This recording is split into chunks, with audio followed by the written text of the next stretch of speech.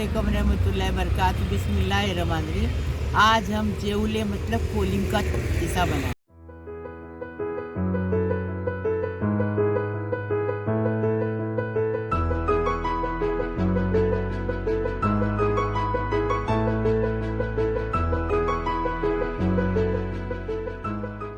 अब ये सेंगदाना भून रहे ना, उसमें हम ठेसे बनाएंगे। जेवले का ठेसा, बोबिल का ठेसा और मिर्ची का ठेसा। इसमें से एक मुट्ठी हम सेंगदाना इस मिर्ची के ठेसे के ले लेंगे। बोबिल के और जेवले की रेसिपी देखने की है तो मेरे पहले वीडियो में आपको मिलेगी। सेंगदाना भून के हो गया।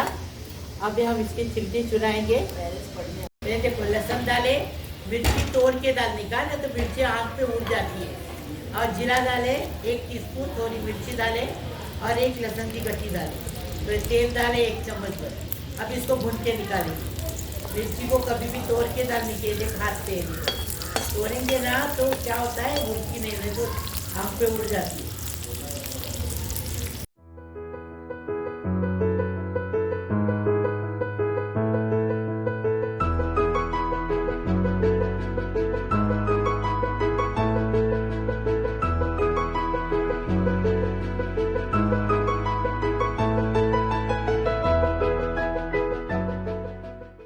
हो गया, इसको फ्राई हो गया। अभी निकालेंगे।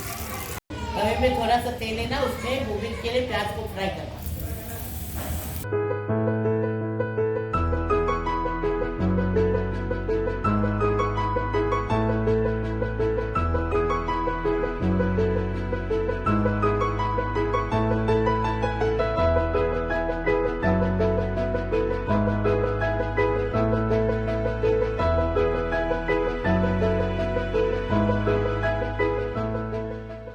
प्याज हो गया।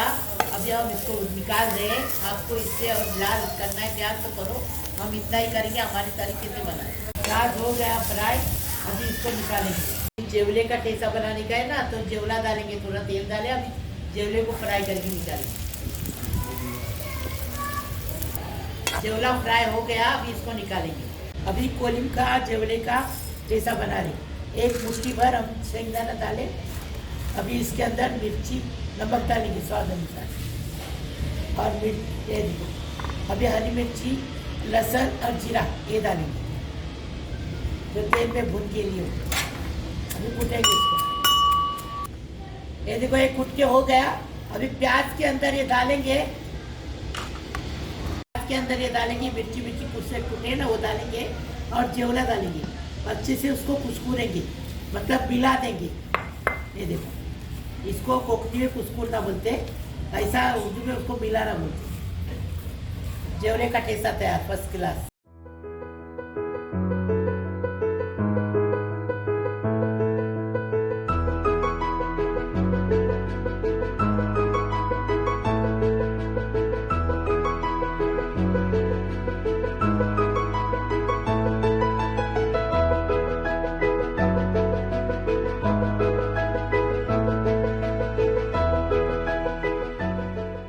पर देखिए पानी को अच्छे से उबाल आ गया है। 2.5 कप मैंने 2.5 ग्लास मैंने पानी ली हूँ और उसमें मैं ये 1.5 कप जितना जवारी का आटा डाल रही हूँ। अब इसको हम अच्छे से मिक्स करेंगे और इसको 5 मिनट अच्छे से चला कर अच्छे से भून लेंगे इसके अंदर। इससे ये बोल, हाँ नमक भी डाले इसमें, 1 टीस्पून जितना नमक डाले।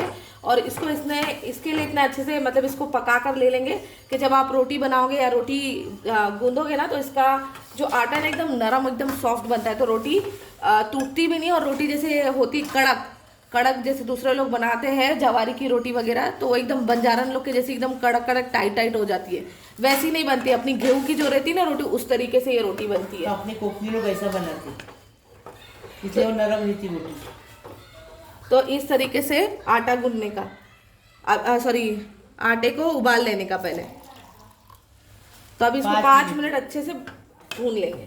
और इसकी जो डिटेल वीडियो है ना, ऑलरेडी चैनल पर है, मैं लिंक जो है डिस्क्रिप्शन बॉक्स में दे दूंगी, आप लोग चेकआउट कर सकते हैं। यहाँ पर देखिए 5 मिनट हो गए हैं। अब इसको अच्छा ठंडा हाथ में पानी लेंगे और इसको अच्छे से गूंद लेंगे।